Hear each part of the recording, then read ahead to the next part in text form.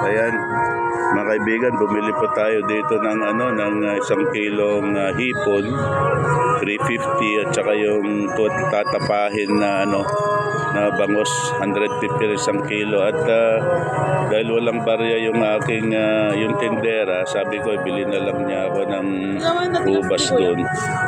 Hanap. Kita mo? Pumesto lang ako dito, dami ng buyer. O yun, bumili ng pinabili ko siya na isang kilong ubas doon, 250. Tsaka yung mansanas na malaki, 3 for 100. Kita mo?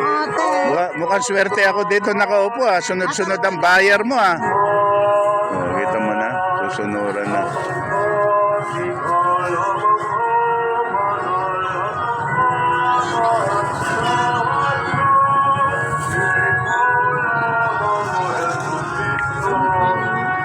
Ayan, makabenta siya.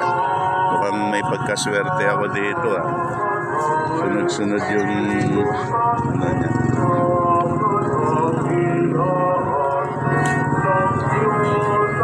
Mamaya bibili tayo dito ng ampalaya para naman halos lahat siguro dyan bibili tayo para naman kumita sila.